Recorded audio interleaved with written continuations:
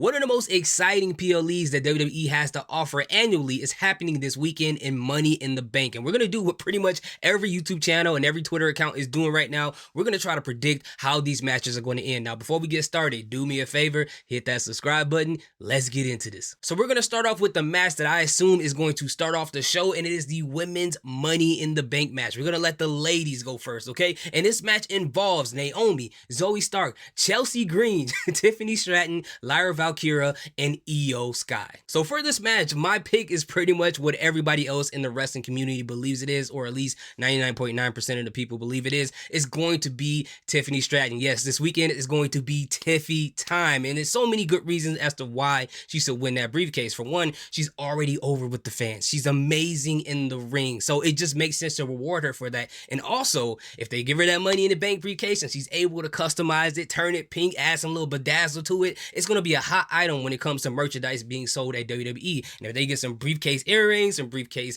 necklaces, whatever the case may be, I think they can really sell that for her. But ultimately, I believe she's going to win because this is going to go towards that storyline with her partnership between her and Nia Jax. So I think Nia Jax is going to help her win the Money in the Bank briefcase. She in turn is going to help Nia Jax win the Queen of the Ring match against Bayley to secure that championship.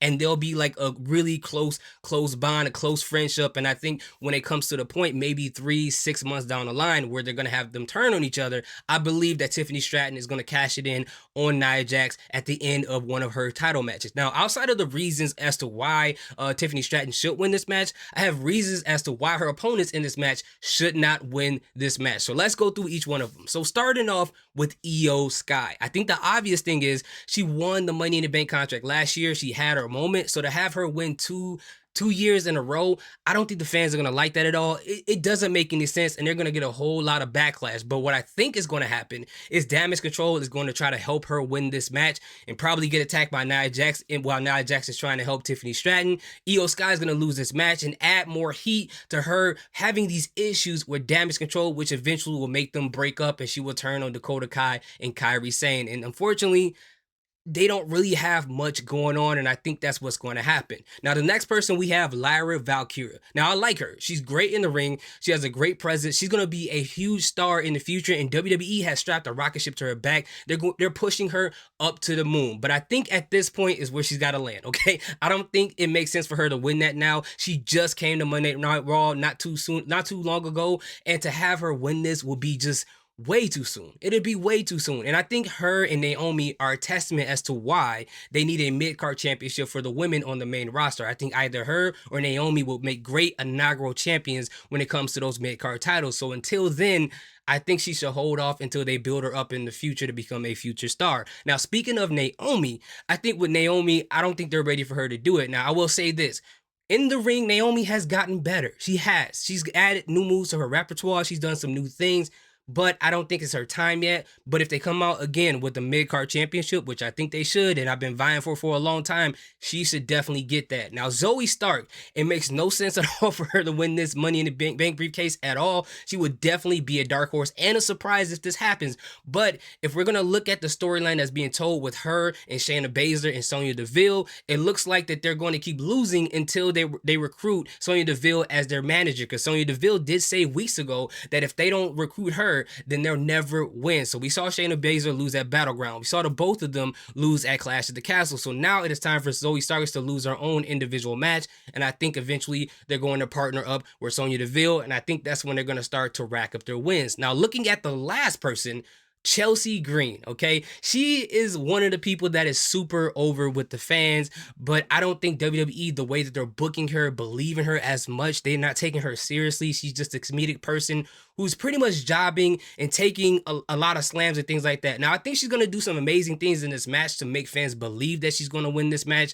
but I don't think that's going to happen, because even if she did get the Money in the Bank briefcase and did cash it in, if they keep booking her the way they book her now, it's not going to be a long title run. And I think it'll be a better story to be told if she did have a feud between her and Piper Niven, where she can become a huge babyface. And if WWE gets to display the way that she can wrestle in the ring, I think that will help her out tremendously. But again, at the end of the day, I got Tiffany Stratton with the help by Nia Jax. So I'm assuming this will be the next match on the card, and it is between Sami Zayn, who is the Intercontinental Champion, and Braun Breaker, which I like to call Braun Breakum because he be snapping mugs in half. They be in fetal position, balled up in the middle of the ring, looking like me when I eat Taco Bell at 2 o'clock in the morning, but that's neither here nor there. So in deciding who's going to win this match, I'm going to consider a little bit of math because we saw what happened on Monday Night Raw in the altercation between Braun Breaker and Sami Zayn. We saw that Braun Breaker, or as I like to call him, Braun Breakum, because he be snapping people in half, attacked Sami Zayn with multiple spears. Braun Breaker ran his shoulder into stairs when Sami Zayn dodged him. But when it comes to the math, when it comes to go home shows, we know what it is.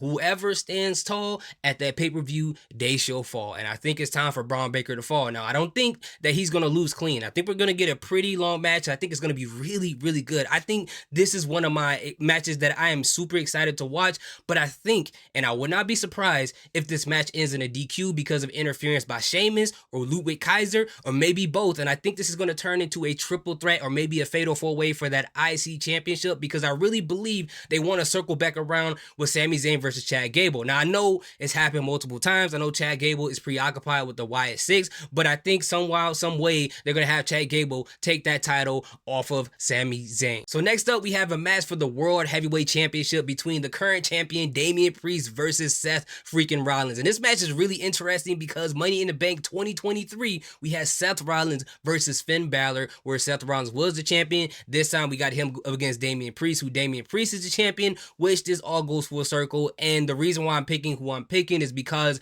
this video I did before, if you did not watch it, it is called Why Finn Balor Can't Be Trusted. I did it 3 weeks ago, and what I thought was going to happen at Clash at the Castle, I think is going to happen here, because we saw what happened on Monday Night Raw, where Finn Balor said, I think that title is making you different, with him coming out and having a conversation with Seth Rollins, with Damian Priest pulling him off of Seth Rollins. I think that's enough. I think Finn Balor is at this point where he's about to explode, and he's going to cost Damian Priest that title this weekend. I think he's going to do it to possibly try to save their friendship, because he probably feels like it's in a way. But also, remember, a year ago at Money in the Bank, Damian Priest distracted Finn Balor, which basically cost him the match against Seth Rollins for that World Heavyweight Championship. So I think it's a little bit of jealousy there, and it's going to play into this whole storyline with the Judgment Day, and I can't wait to see what happens. So the next match we have on the card is a 6-man tag match between who I call the Super Saiyan Pastor, Cody Rhodes, Kevin Owens, and Randy Orton versus the Diet Bloodline. Now, I don't know who's going to go in for the team of the Diet Bloodline. I know for sure it's going to be Solo Sikoa. I know for sure it's going to be Tama Tonga, but I don't know if it's going to be Tonga Loa or Jacob Fatu. I would rather it be Tonga Loa, because I think they should just save Jacob Fatu for a little bit more, for him to be more of an enforcer and make him look more dangerous until he actually gets that solo match. But if they did put him in this match, I would not be mad at all. But either way, it doesn't matter who's going to be on the first string, who's going to be in the court. The result is still going to be the same. I got the Diet Bloodline winning this match, and I believe that Solo Sikoa could possibly pin Cody Rhodes. Now, I think also some miscommunication is going to happen between Kevin Owens and Randy Orton and cause some issues between them two. And, you know, I wouldn't be surprised if this is a start of Randy Orton turning back into that vicious heel Randy Orton down the line. And that's going to build up into the match between Cody Rhodes and Randy Orton. Maybe at SummerSlam, maybe further down the line, because we just saw what happened at Clash at the Castle. We see that picture that's been all over Twitter where Randy Orton staring at that title that Cody Rhodes had on his shoulder. So I cannot wait for that to happen. If we get that old school Randy Orton that is a menace against Cody Rhodes, that's going to be fantastic. But at the end of the day, I got the Diet Bloodline winning this match at the end of the day. So the final match on the card, which I believe will be the main event, it is the men's Money in the Bank match. And this match is between Jey Uso, Carmelo Hayes, Andrade, Chad Gable, LA Knight, and Drew McIntyre. Now, I know the easy pick here is Jey Uso because he has so much aura. He's over with the crowd. People love him. He is literally on the cover of the PLE, the poster of the PLE, holding the briefcase. And I can make a case, no pun intended, for him as I did for Tiffany Stratton, where I said if Tiffany Stratton had a custom Money in the Bank briefcase, it will sell crazy. If Jey Uso had a Yeet in the Bank briefcase at the merch table, I believe that will sell crazy. That would be great for the business side of WWE. But at the end of the day, I don't believe he necessarily needs to win this match because he will find his way into a singles title match with or without this briefcase. I really believe they're going to put him towards the IC title as opposed to the World Heavyweight Championship or any heavyweight championship. But either way, I think they can find a way for him to organically make his way into that direction. And it'll be very cool to see and very poetic to see Roman and Jimmy Uso. Jimmy, the person who cost him 2 title matches, help him to, help solidify him winning a title in a title match, not necessarily interfering, but fighting off the other team or whoever his opponent has with them that are trying to cheat in that match. It'll be great to see. And if it ends up being the World Heavyweight Championship or the Universal Championship or whatever, it'll be interesting to see how Roman Reigns will interact with Jey Uso, seeing him with a title and it not being Roman Reigns to kind of show his character development. I think you can do so much with that. But bloodline aside, if I'm not going to pick Jey Uso, who do I believe is going to win this match? Now, I know this sounds crazy. I know it's probably annoying to some people, but I really believe that Drew McIntyre is going to win this match. And I think he's going to get the briefcase and possibly cash it in at the same night, because you don't want to see him holding a briefcase and then see CM Punk cost him and screw him over multiple times. That's all played out, and seeing a failed cash in, it gets annoying sometimes to me.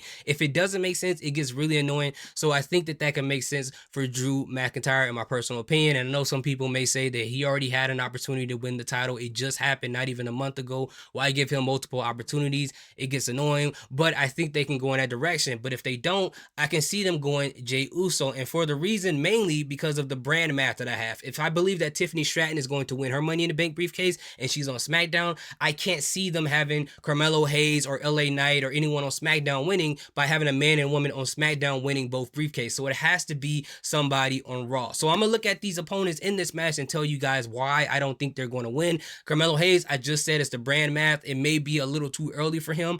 Andrade Cien Almas, I don't think it's time for him at all. They're not really doing much with him unless they develop a story in this match, which is one of the beautiful things about like Royal Rumbles and Money in the Bank matches. You can create new storylines in the ring and then start something in the future. But with Andrade, he's great in the ring. I don't feel like he's doing anything right now. Now, Chad Gable, on the other hand, he already has his hands full with the Wyatt Six, and if he tries to do anything, I would not be surprised if one of them showed up and cost him his opportunity to grab the briefcase from the top of the ladder. Now, LA Knight, on the other hand, he has a whole situation with Logan Paul. Now, again, with him, I wouldn't be surprised if Logan Paul comes in and stops him from winning the briefcase because they already have a beef at this moment. And the only two that is left, I believe, is Drew McIntyre and Jey Uso. And if they pick one of the two, I would not be mad at that at all. If it's Drew, cool. If it's Jay, cool. But I would rather it be Drew McIntyre over Jey Uso. But at the end of the day, what do you guys think? What is the best match of the night that you think is going to happen? Who is a dark horse winner in the Money in the Bank matches?